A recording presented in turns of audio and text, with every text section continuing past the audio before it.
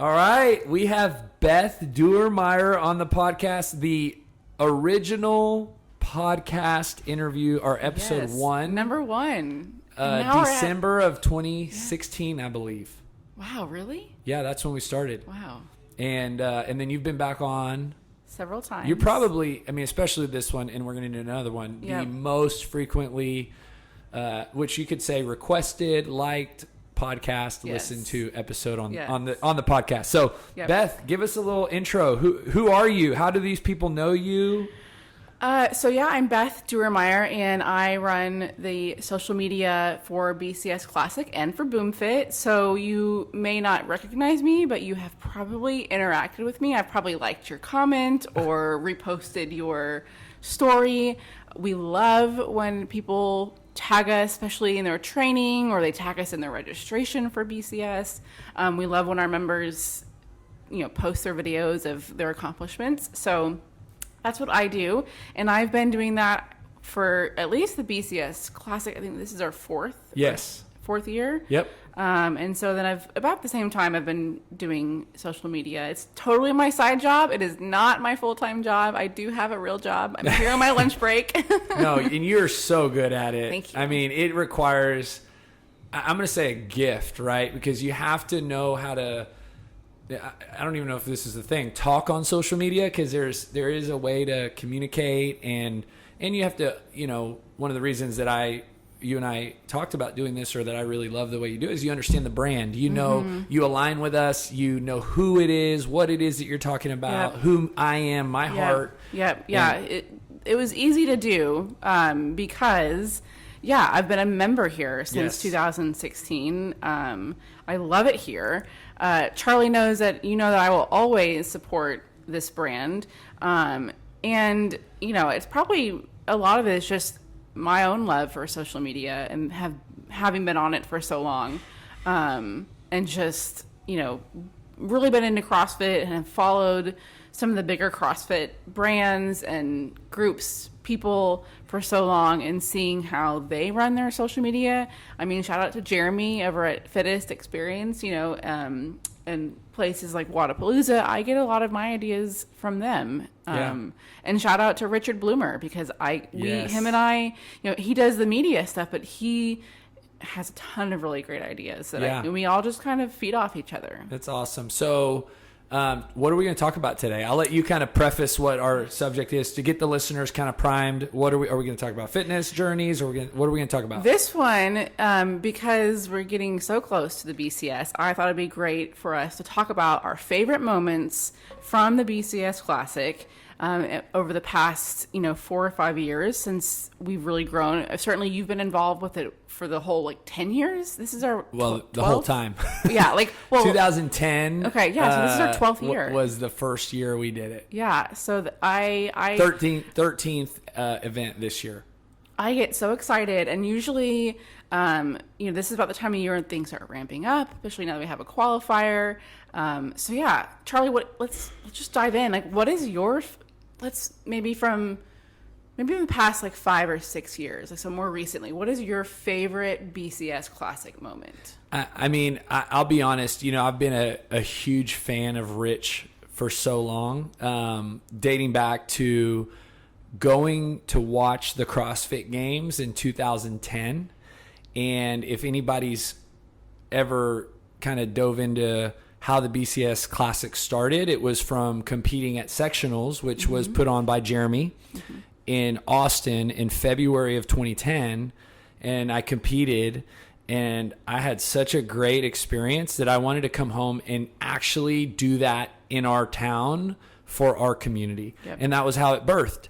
But that year I went to the games in Carson, California, and I remember following Rich through sectionals and regionals and then to the games, and kind of just being like, man, this guy's good. It's like almost you're watching LeBron James in high school, and then you go to see him in, the pros, and then next thing you know, you're just a fan, right? Yeah. And so, he didn't win. He got second place. But I remember thinking to myself, this guy's crushing it. And then the more I got to know him, not personally, but kind of from afar, seeing him not only win the games all those years, but then watching the documentary. I really just became a big fan. And then, so I would say one of the highlights in the last 5 years is just getting him to come down for the first time in 2019. Yeah. And for the listeners, this is funny. I remember when Charlie told us, I'm going to see if we can get Rich Froning to come down here. I looked at Charlie and was like, okay, good luck with that. Like, I guess it never hurts to ask. I mean, but I will give you this, Charlie. When you put your mind to something, it's going to happen. So every year now, when Charlie says, this is what we're going to do this year, I'm like, all right, what do you need from me? Sign me up. Yeah, no, it's so that was really cool, you know, especially the fact that originally, remember, we were just going to bring him in to kind of share his testimony, do a Q&A, and quick trip. And then it was about 6 weeks before the event that he said, hey, if anybody needs a partner, then, you know, I'd love to compete. And, you know, just Jon Devlin, the fundraiser. I mean, that was just such a cool moment, right? So, again, it's definitely one of the highs for me in the last 5 years of putting on the event was just overall, like, him being a part of the event was a really cool thing. Yeah. I think, of course, I mean, I have a lot of favorite moments, but I think my favorite was when Jon got to meet Rich for the first time. So Rich arrives, you know, flies into Eastwood Airport, and there's just this buzz like going on in the Equine Center. Like everyone is like, when is Rich going to get here? And then we walk him through that athlete lounge area, and I think people were like, wow, he's really here. And then, you know, we see Jon from across the room, and he's trying to play it cool, and Rich comes over, and Jon's like, oh, hey, you know, like, oh, you know, fancy seeing you here. It's just nice to meet you. And it was just such a cool moment of, like, you know, somebody's biggest fan getting to meet their hero, and then seeing, you know, the way that Rich interacts with people is so cool. So genuine. And that's what I would tell people. The way I said it was, the person that you think he is, right? That you, even I said this to the lady that I connected you with for her boyfriend to partner with Rich just a few days ago. I said, the person that you think he is, because everybody has this idea of who he is based on the social media or the videos or the documentary. I go, he's actually better than that, which is kind of like most people would be like, wow. And I remember it was like, he's just so genuine, so down to earth, humble,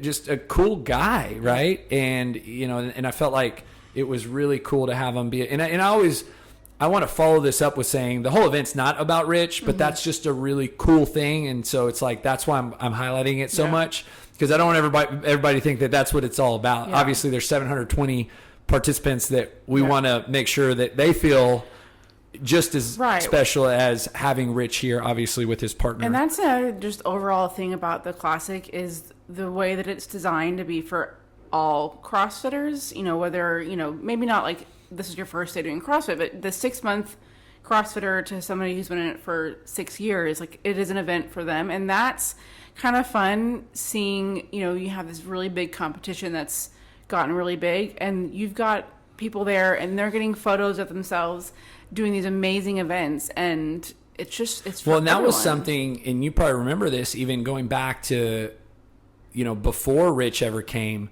I remember the first year we were at Nutrabolt, which was 2014. So we were in the Lincoln Center 2010, 11, 12, 13, and then we went to Nutrabolt.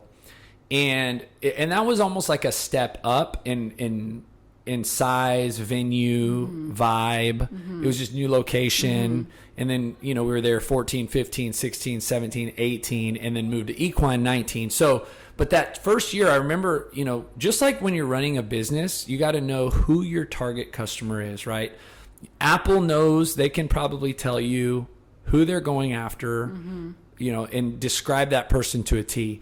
And I remember thinking to myself, you know, BCS Classic really, you know, the heartbeat is to get that first time CrossFit competitor, that person who has never done a competition and they're actually very nervous and hesitant to sign up. And what's really cool is that's been a goal from the early days.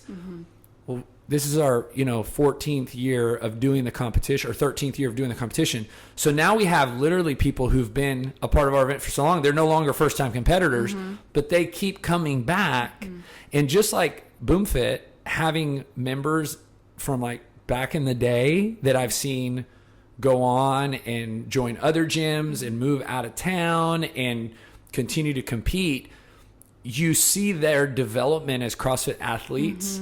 And it's the same way for BCS. Like, we have a tribe, right? We have a following. We have people that love the BCS Classic who've been competing here multiple years. But we still continue to attract those new people because people are starting CrossFit every day. Yeah, I think it's cool because it's the heart of why you started it was you went to sectionals and you were like, this competing thing is so much fun.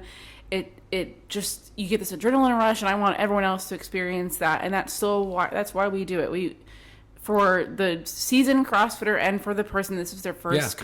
I think the BCS was not my first competition, but it was my first really big one. And like, you just get so excited, and it's, just a good feeling. And we just want other people to be able to experience that. And it is just like anything that gets you out of your comfort zone. There's growth that comes with that. And another really cool thing that I love that happens, we always see it here in the gym is, and just like the competition, the gym has new members every year, right? There's this, if you look at pictures from our open pictures from like 2015, then 16, 17, or our videos, you see new faces. Right. And anybody who owns or operates in a CrossFit gym, you have kind of like your regulars that have been at your gym forever, but then you're always getting new people. And typically the new people are the first ones to say, hey, I don't think I want to compete, but I'll volunteer. Yep. So, but here's what always happens. They volunteer, and then after that, they're like, I wish I would have competed. They never fail. So then they become participants, athletes the next year. Yep. And it's just like this cool way of it kind of I don't want to compete yet, but they see it. They get a front row experience to the competition, the experience, the energy. Yep. And then they're like, I want to compete, And then you also have the people who are like, I'll just volunteer every year. And volunteering is fine. And shout out to Jolynn because she does a great job of organizing and getting our volunteers in there. And I think that's a reason, Charlie, people come back is because our volunteers are amazing. Every year, the couple years we've done kind of a follow-up survey, it's always the volunteers were amazing. The judges were so nice. My judge, cheered for me and was, really supportive, and that's another cool thing. And we love our volunteers. We support them. They get swag bags just like our athletes do. And I'm going to say we want to, like, this year we're going big. Yes. Yeah. Me and Jolynn, have talked about what we want to do for the volunteers and how we want to, I'm going to say thank you, but also kind of make them feel like very special in what they're doing. Because it is, it's a volunteer event. Like we've had 200 volunteers probably the last 3 years. Yeah. And you can't put an event on this big without the manpower. And so, no, we've got some really cool things lined up for volunteers this year. That was, the year that volunteers got shoes. That, of course, was super amazing, super exciting. Yes. I've bought that same pair of shoes 3 times now because I just love them so much. But there's the Advocare Spark.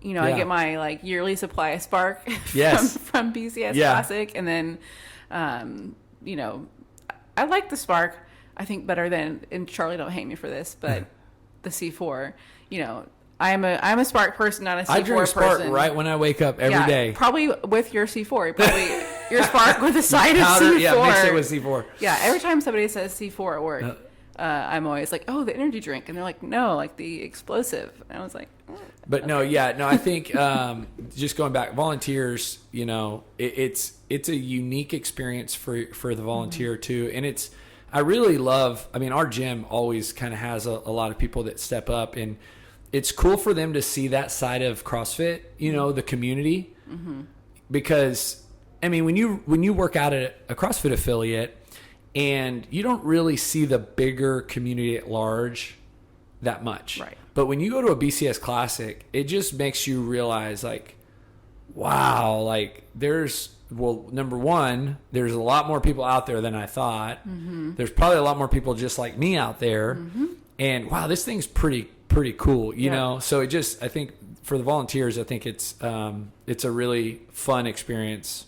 And that always makes our athletes appreciate just the culture of the event, because our volunteers are so awesome. You know, and they are great people, and they do a really good job, and athletes appreciate that.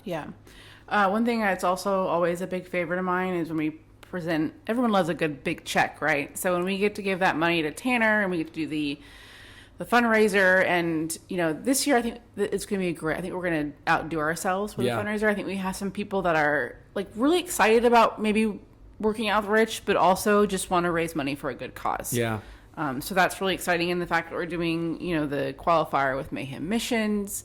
Do such amazing work. That'll be another big check, you know. And again, it's like, it's taking something, and this is where I thank the Lord, because he opened some opportunities to be able to give through the event. And anybody that's an event organizer knows, and CrossFit will tell you, because they shut down all those regionals. You remember when because they said they're not, it's expensive. And sometimes it's balancing that, how much are you spending and how much are you bringing in?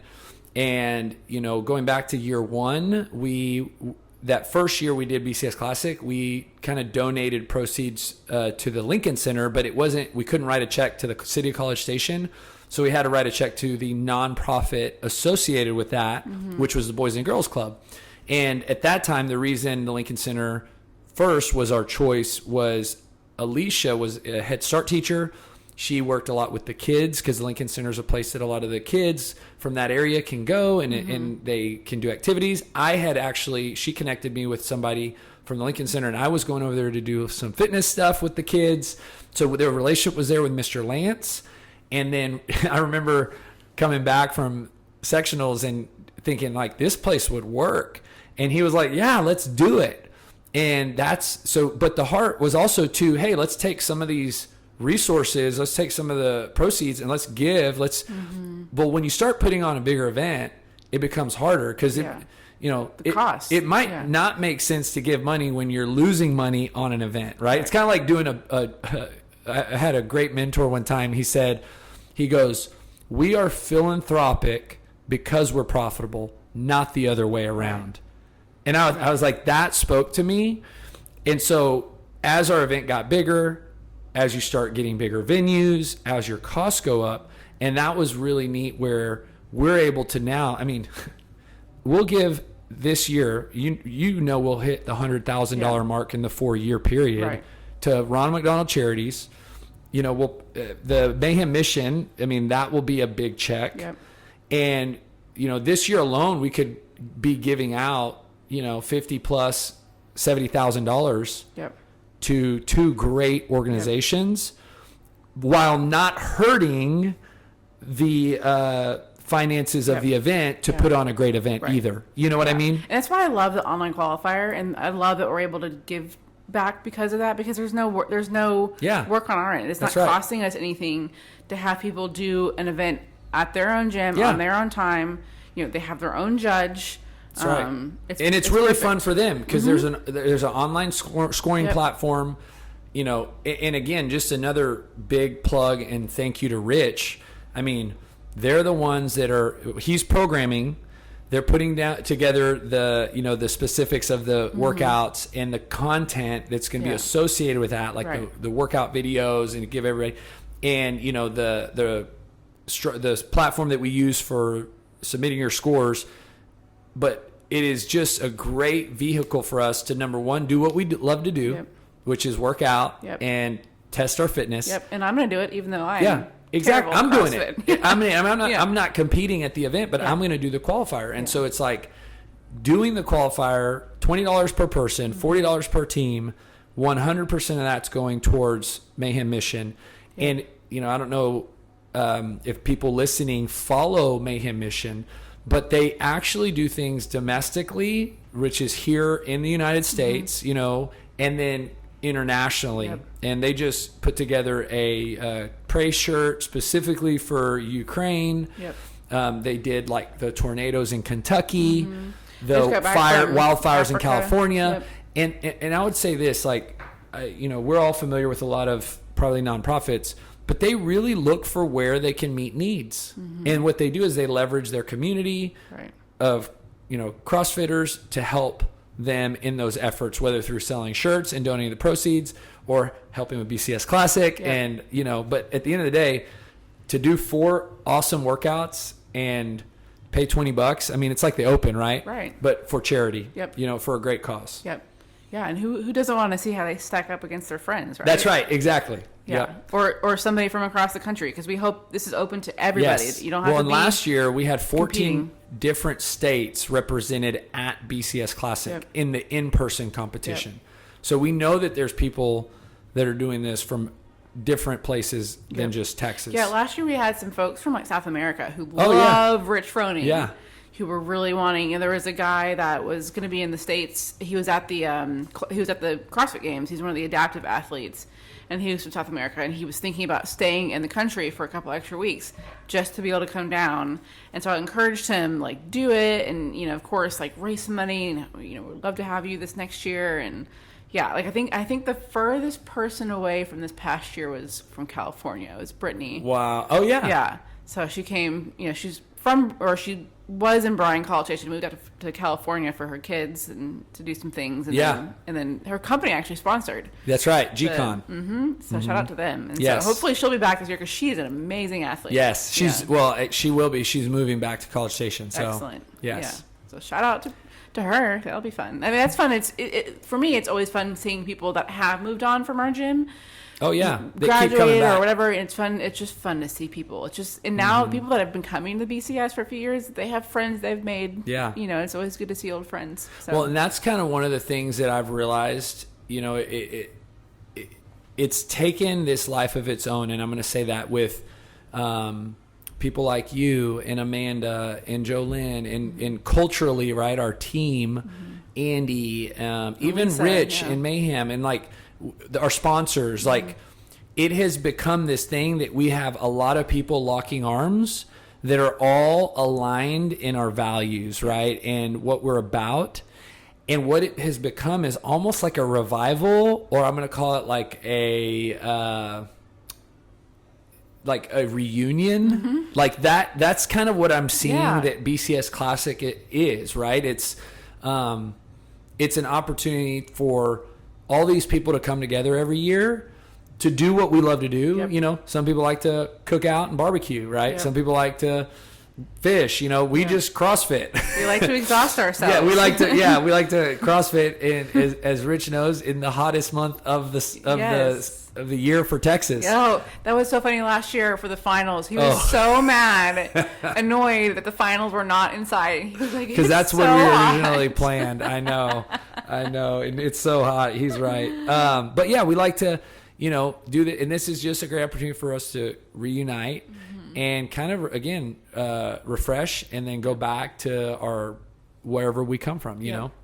Yep. Even though I do live off the buzz from the BCS Classic for about a month afterwards. So, yeah. So as we kind of wrap up, and is there anything specific that you think would be good to mention, like about this year's event? So we just announced that it's 2 days. It is. So there's going to be a Friday night event. Yep. So all divisions will go. We'll have that one event on Friday. Yeah, and that kind of came from TFX. They had a Friday Night Lights. Yep. And I thought that was so cool. Yes. And it was really fun, like, to see that, that Friday evening event. And I've always loved having a one-day event, if I'm honest, because it's just easier. Yeah, it's easier. I mean, volunteers to have to come back, but adding the Friday night, if I'm honest, I think will be very helpful for everyone. It'll help make sure that we're set up at a certain time. Yep. It'll help with volunteers just kind of seeing things before. Saturday's the big day, right? But everybody's going to have an event in the arena Friday night, which will be really cool to watch. That'll be fun. And we're starting late, so it's 5:30 p.m. start time. So it's not like you need to rush here and get here early. and we're not also intruding on your Sunday. So I think it's, but it kind of does give you that. And we can run everybody through 4 events, which in the past we've done 3 plus a final. But this year, everyone will get 4 events, all programmed by Rich, and there will be no final. So that, and I know how, everybody, it's kind of like I don't know what you call this, but, CrossFitters love the pain. So more pain is for a better event. Yeah, for people most. get happier when there's more pain. Yes. I don't really understand, but for those, so now that people are having to stay the night, it's a two-day That's event. right. Make sure to check out. We have a really great sponsor, Destination Brian. Yes. So they have a really great Instagram page and Facebook page. So if you're going to be staying for the whole weekend, make sure you check out their page for some really fun things. And we'll send that to you as well. They've got a really user-friendly hotel booking link that tells you distance from the venue by price, based on what you want to spend. And there's some great rates. Me and Amanda looked at it this morning. I mean, you can find a hotel for as little as $64 a night, depending on where you want to stay. I'll be staying at the Stella. That's right. Doing a little staycation. There you go. So Friday Night Lights, good thing to note. Anything else that you've kind of had questions or that you think would be worth bringing up? Just fundraiser, maybe. Fundraiser. It's open. It's going. Please, you can reach out to the BCS Classic Instagram or Facebook page and send me a message through there. I will help you set up your account on the Just Giving platform, which is what Ronald House uses. I can help give you ideas for fundraising. Jon Devlin, if you go back and listen to some of our old podcasts, he talks about what he did to fundraise. We did one last year at our gym. There's lots of fun ways that you can raise money. So just reach out to us on that. And then, of course, I always get a million questions.